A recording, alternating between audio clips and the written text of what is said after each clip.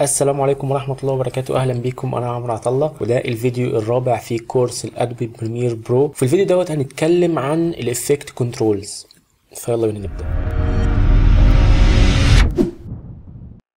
كنا بدأنا في الفيديو اللي فات في أساسيات البرنامج والإنترفيس، وبدأنا نعمل أول مشروع فيديو لينا على البرنامج، وقلنا إن إحنا هنكمل على المشروع اللي إحنا بدأناه في الفيديو اللي فات. لو لسه ما شفتش الفيديو اللي فات هتلاقي اللينك في الديسكريبشن في الآي اللي فوق دي. النهارده عندنا بانل قويه هي الافكت كنترولز. الافكت كنترولز ديت من اسمها كده انت بتتحكم فيها في الافكتات اللي انت بتحطها. انت بتبقى عندك كنترول انك تعمل اي افكت بتحطه، بتعمل عليه التحكم من البانل دي. فالبانل دي هنحتاجها كتير جدا، وهي حاجه مهمه اساسيه في البرنامج، فلازم نبدا فيها الاول نعرف يعني ايه وبنجاب ازاي. نخش البرنامج على طول، وزي ما احنا شايفين كده المشروع اللي احنا كنا بدأناه في الفيديو اللي فات مجرد بس تراكات فيديوهات حطيناها ومعاها تراك صوت تحت كده عاملين له سولو، حاجه بيزك جدا يعني ما فيهاش اي حاجه. قلنا الفيديو اللي فات ان احنا عايزين نحط اللوجو بتاعنا. فرضا مثلا انا عايز احط اللوجو بتاعي هنا في الفيديو من تحت هنا، فازاي بقى نبدا نعمل الحاجات دي؟ اول حاجه احنا عايزين بانل اسمها الافكت كنترولز، اللي هي البانل دي لو مش ظاهره عندك زي كده انا هقفلها كلوز بانل.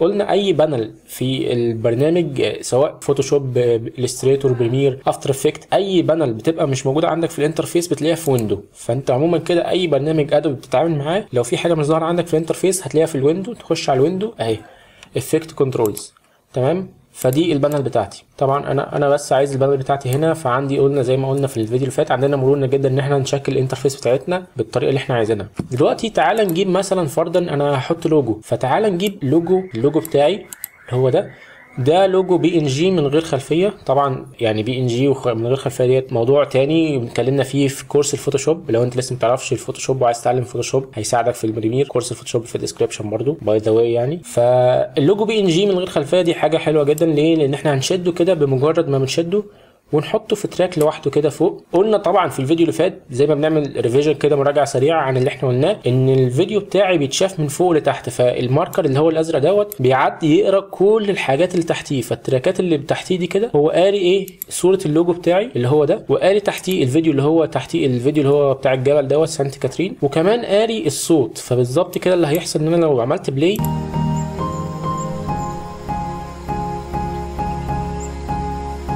بمجرد ما هنا ما جه الفيديو اتنقل من فيديو تاني فهو نقل على الفيديو التاني ولسه تراك الصورة اللي هو اللوجو بتاعي موجود، وكذلك اول ما بيخلص تراك اللوجو بيقوم مختفي.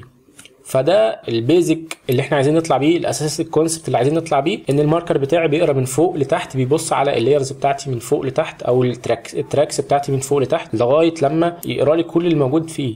الحاجه لو انا عايز اخفي اللوجو بتاعي، يعني اخفي التراك دوت ما يظهرش عندي في البلاي بتاعي او الفيديو بتاعي البروجكت بتاعي، بخفي من الاي اللي هنا دي كده. ده كده حاجات بسيطه جدا، لسه ما قلناش حاجه من فيديو النهارده. فيديو النهارده بقى في الفيديو دوت احنا عايزين نقدر نتحكم بقى في التراكات بتاعتي اللي هو الصوره بتاعتي. زي ايه مثلا؟ حاجه بسيطه جدا هي اللوجو بتاعي. اللوجو بتاعي ده انا مش عايزه هنا، انا عايزه تحت هنا كده صغير، على اليمين هنا كده صغير. ازاي بقى اتحكم في الحاجات ديت؟ زي ما قلنا تعال نروح كده على الافكت كنترولز اللي احنا لسه بنتكلم عليها. هتلاقي عندي فيه نقفل دي كده بس، هتلاقي عندي فيه 3 حاجات مهمين. هي اول حاجه الموشن اللي هي الحركه، تاني حاجه الاوباستي درجه الوضوح، تالت حاجه تايم ريمابينج. التايم ريمابينج دي بتتحكم فيها في التايم او السلو موشن، يعني ممكن تعملها سلو موشن او تعمل سبيد موشن. تعال نبدا واحده واحده كده نفهم واحده واحده دول بيعملوا ايه. من الموشن كده من اسمها ان انت بتتحكم في الحركه بتاعه اللوجو بتاعي. ايه لما بفتحها كده في سهم صغير تحت جنبيها كده، لما بفتحها بيظهر لي حاجات معينه كده من اسمها برضو انت ممكن تفهم هي بتعمل ايه. البوزيشن ده مكان التراك اللي انا معلمه، هو كل تراك من هنا. يعني مثلا بص خلي بالك هنا كده انا الافكت كنترولز مديني هنا ايه؟ مديني اوبشن. ليه؟ لان انا عامل هايلايت على الحاجه اللي انا عايز اتحكم فيها. طب لو اتكيت بره هنا كده الاوبشن كلها راحت. ليه؟ لان انا مش محدد دلوقتي، انا مش محدد البرنامج هيتحكم في انهي تراك، فانا لازم احدد له الحاجه الاول اللي هو هيبدا يتحكم فيها او انا هتحكم منه فيها يعني. فاول حاجه ان انا بعمل هايلايت للحاجه اللي انا هتحكم فيها اللي هي اللوجو بتاعي، فلاقي اللي هي الاوبشنز بتاعتي ظهرت هنا. فهفتح الموشن ده كده. بوزيشن ده البوزيشن يعني المكان، هنا المكان بتاع اللوجو بتاعي. حلو. طيب لو انا جيت هنا ده الاكس اكسس وده الواي اكسس، هنا اللوجو اللوجو على اكس واي، يعني اكس اكسس وواي اكسس، المحورين بتوعي العاديين جدا. فلو انا جيت عند الاكس اكسس دي كده هتلاقي الماوس بقى عامل شبه الايد وفي سهم رايح جاي. طيب تعالى اتك كده تكه واحده وافضل متك على الماوس وروح يمين، هتلاقي خد بالك هنا اللوجو ايه بيروح يمين. طب ارجع شمال، كل دوت انا لسه متك على الماوس ما سبتش الماوس. انا بعمل ايه في الاكس اكسس؟ انا كده يمين بزود الفاليو بتاعت الاكس اكسس، شمال بقلل الفاليو بتاعت الاكس اكسس. بالمعنى بالعربي كده ببساطه ان انا بتحكم في المكان بتاع اللوجو بتاعي على المحور السين. بالمثل برده ببساطه جدا عندي الواي اكسس. طيب انا ممكن اتحكم في المكان بتاعي. حلو، غيرت مكان اللوجو بتاعي. طيب اللوجو لسه كبير، تحتيها على طول في حاجه اسمها سكيل، من معناها كده لو ترجمتها هتفهم برده ان انت لو قللت الرقم ده كده هتلاقي ان اللوجو بتاعك صغر. طيب انا ممكن احكم فيه كده، بس انت خلي بالك برده احنا يعني عايزك دايما تبقى عندك النظره ان الفيديو ده كده صغير. افتح البانل بتاعتك عشان تشوف المنظر الطبيعي بتاع الفيديو، تك عليها كده لغايه لما يجي لك الهايلايت بتاع الازرق اللي على البانل دي كده. بعد كده تك حرف الزال زي ما قلنا في الفيديو اللي فات عشان تكبر بس البانل تشوف اللوجو كده مناسب ولا لا. هل النسبه ديت مناسبه ليك انت عايزه بالنسبه دي كده بالنسبه للفيديو كله؟ لو تمام خلاص سيبه كده، لو مش عدل عليه برده من هنا تغير السكيل والبوزيشن. حلو جدا. روتيشن دي من معناها برده ان انا لو انا اللوجو ممكن خد بالك اي فاليو من هنا ديت جنبها علامه الريسيت، فانا لو عملت ريسيت هنا وعملت ريسيت هنا اللوجو رجع او التراك بتاعي رجع تاني لمكانه الاصلي اللي هو كان عليه من الاول خالص. فتعال نرجع في الروتيشن دي كده مثلا نشوف الروتيشن بيعمل ايه. لو انا عملت روتيشن هتلاقيه بيعمل روتيشن كده، يعني ما فيهاش حاجه، مجرد بس لو انا عايز الف حاجه يعني معاك الامكانيه انك تلف الحاجه، ما فيهاش اي حاجه. هعمل لها ريسيت برده ارجعها زي ما كانت. طيب لو انا عايز اتحكم في الحاجه بتاعتي مانيوالي، مش لازم اغير الفاليو من هنا، تعالى على كلمه موشن كده والتكه واحده هتلاقي اللي هو الترانسفورم كنترولز بتاعت التراك بتاعك ظهرت على التراك حواليها كده، بحيث انت ممكن تيجي عند اي كورنر كده تصغر او تكبر. ممكن تفتح البانل بتاعتك كده بتاعت البريفيو تفتحها بالحرف الزال، تكبرها بحرف الزال وتقوم مصغر الحاجه بتاعتك. تمام، ممكن انا ما بحبهاش هنا، عايزه هنا مثلا واصغر اللوجو بتاعي. في حاجه مهمه جدا، النقطه اللي في النص دي اسمها الانكر بوينت. الانكر بوينت دي يعني لو انت هتليك تعامل برده مع الفوتوشوب هتفهمها بسرعه، تعرف الانكر بوينت لان هي نفس اللي موجوده في الفوتوشوب في اي لاير في الفوتوشوب. لما تيجي تحرك التراك بتاع الحاجه بتاعتك ما تجيش تحركها من الانكر بوينت، انت كده بتحرك الانكر بوينت. تعالى برده نعمل ريفيجن كده لو انت لسه ما تعرفش الانكر بوينت يعني ايه انكر بوينت كده. تعالى نرجع كده هنا تاني، تعالى نعمل روتيشن دلوقتي للتراك بتاعنا ده كده، هلاقيه بيعمل روتيشن حوالين السنتر. الانكر بوينت بالمعنى برضو هي السنتر بتاعت الحاجه بتاعتك. فانا هعمل ريست، تعالى تحتيها في كلمه انكر بوينت اللي احنا لسه بنتكلم فيها. لو جيت غيرت الفاليو بتاعت الانكر بوينت خد بالك هنا انت بتحرك التراك الصوره بتاعتك بس الانكر بوينت ثابته. طب لو انا مثلا خليتها كده، خليت الانكر بوينت بتاعتي هنا خلي بالك الانكر بوينت هنا والتراك هنا كده، انا بقول للبرنامج يعني ان السنتر بتاع الحاجه دي هنا. طب ده هيفرق في ايه؟ تعالى كده اعمل روتيشن للحاجه، خد بالك هنا هو بيلف حوالين السنتر.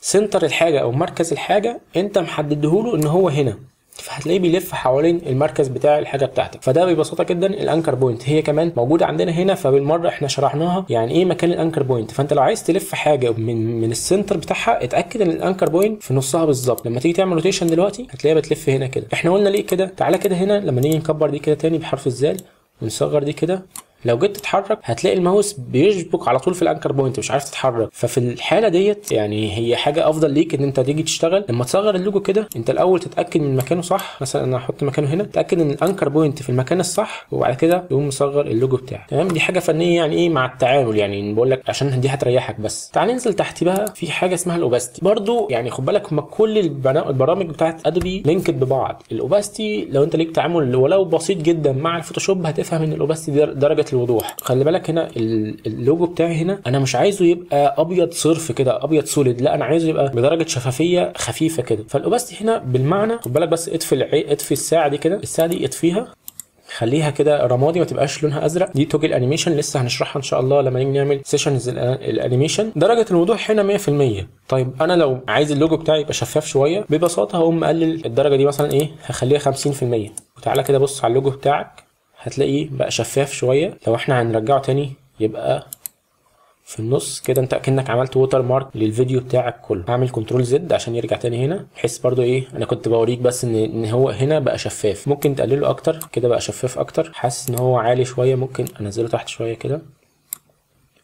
معاك حريه الحركه. برضو بنفس المبدا بتاع الفوتوشوب هي البلند مود. البلند مود ديت اللي هي يعني هي زي نظام الوان كده او اضاءات معينه في البرنامج. لو انت اتعاملت مع الفوتوشوب برضو هتفهم الحاجات دي بسهوله، برضو ما فيهاش اي حاجه. وده اللي احنا بنتكلم فيه، ان انت معرفتك بالفوتوشوب مش بس بتخليك تؤهلك انك تعمل ديزاينز على الصور بس، لا هي بتساعدك انك تتعلم باقي برامج ادوبي بسرعه، لان انت بتختصر وقت كبير جدا في الحاجات دي، انت اوريدي عارفها، فمش لسه بقى هتقعد تجرب وتختار دي ومش عارف دي، لا انت اتعاملت معاها قبل كده وفاهم الكونسبت بتاعها، فتخش على طول تلاقي نفسك اختصرت وقت كبير جدا في تعلم اي برنامج من برامج ادوبي. فالفوتوشوب هو اساس اي برنامج ادوبي هتتعلمه، هتلاقي ان هو في معظم الحاجات اللي انت هتلاقيها في البرامج الثانيه. برضو تعال نقول البلند مود دي بمثال بسيط جدا، وهي اللايت ليكس. مثلا لو عايز اعمل انتقاله من الفيديو ده للفيديو اللي بعديه دوت بضوء يطلع كده يعدي في الشاشه ينقلني من فيديو لفيديو. طبعا الترانزيشنز هنقولها في فيديو مستقل لوحدها. الانتقالات ديت هتلاقي عندك في الداتا اللي في الكورس في الديسكريبشن تحت عن الفيديو دوت، الداتا اللي احنا شغالين معاها هتلاقي في فولدر عندك اسمه اتش دي لايت ليكس. فتعالى كده نجيب اي فيديو منهم، اي لايت ليك منهم، هتلاقي هو تراك صغير جدا على قد بس الانتقاله من فيديو لفيديو. فتعالى كده احط مثلا ايه في تراك كده فوق الفيديوهين اللي انا عايز يبقى عندهم في ترانزيشن منهم. تعالى جيبه، خلي الجزء اللي في النص ده عند الفيديوهين يبقى فيه الحته الجزء اللي هو فيه اعلى نسبه اضاءه. تعالى امشي بس معايا في خطوات هتفهم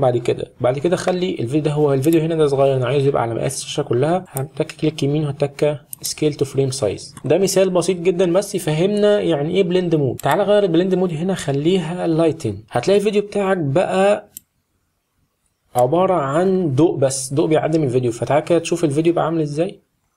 خد بالك الانتقاله من فيديو لفيديو عن طريق الترانزيشن ده. الترانزيشن في الاصل هو فيديو الضوء ده بيعدي على خلفيه سوداء، ولكن البلند مود ان هو ايه، خلى الخلفيه السوداء دي تشال وتبقى شفافه، والضوء بس هو اللي بيبان عندي في الفيديو، بحيث يديني الشكل بتاع البلند مود الخفيف ده.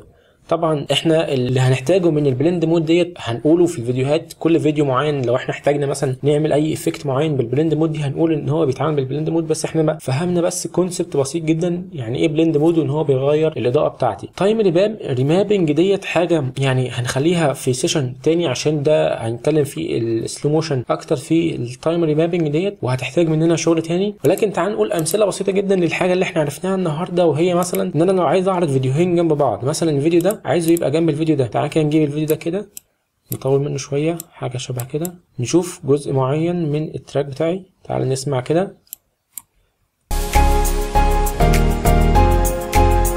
هنا مثلا عايز الفيديو بتاع التنوره ده يتعرض مع الشو بتاع النار ده جنب بعض، الفيديوهين جنب بعض. فتعالى كده نجيب الفيديو الاولاني ده كده، نقوم مصغرين البوزيشن السكيل بتاعه، نخليه 50% ونجيبه ناحيه الشمال كده. كذلك الفيديو ده اللي تحتيه بقى اللي هو بتاع التنوره، بس مش من هنا بقى، هنقطع كت هنا، هنجيب الريزر تول نعمل كت هنا عشان يبقى الجزء اللي ورا دوت بنفس السيتنج بتاعته الاصليه، ونبدا نغير في الجزء الثاني دوت اللي هو هيبدا مع الجزء اللي فوق ده. لازم تبقى مركز انت بتعمل كل حاجه ليه. نيجي هنا كده مثلا ونعمل دي برده 50% السكيل بتاعه، ونجيبه ناحيه اليمين كده.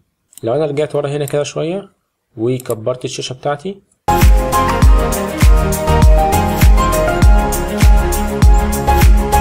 واخد بالك ده تأثير سريع جدا وبسيط جدا بس من تطبيقات الحاجات اللي احنا قلنا عليه، ازاي تتحكم في البوزيشن بتاع الحاجه بتاعتك، تحط لوجو، تعرض كذا شاشه جنب بعض، او ان انا ابقى بتكلم ويظهر جنبي صوره هنا كده. مثلا الصوره اللي تظهر جنبي هنا ديت انا بحط تراك الفيديو فوقيه وبغير البوزيشن والسكيل بتاعه بحيث ان هو يبقى هنا في المكان ده كده. وبكده نكون وصلنا لنهايه الفيديو ده. هي حاجه بسيطه جدا لكن مهمه جدا، وهنتعامل بيها تقريبا في كل الفيديوهات اللي احنا هنشتغل فيها. عايزك طبعا تخش تجرب تعمل اي فيديو عندك، تجيب كده كذا فيديو مع بعض، تعمل بروجكت جديد وتجرب الحاجات دي كده، تحط صوره ليك او تحط لوجو، تعرض 4 فيديوهات جنب بعض في سكرين واحده. يعني انا بس بوري لك الطريق اللي انت تبدا منه، تبدع في افكارك انت الخاصه والستايل بتاعك انت. فطبعا عندك مرونه جدا تعمل اللي انت عايزه، انطلق خبط وجرب كتير، وان شاء الله هنكمل في الفيديو اللي جاي باقي الشرح بتاعنا. واخيرا وليس اخيرا، لو عجبك الفيديو ما تنساش تعمل لايك للفيديو، سبسكرايب للقناه، اشتراك في القناه، واشوفكم الفيديو اللي جاي. انا عمرو عطله، السلام عليكم ورحمه الله وبركاته.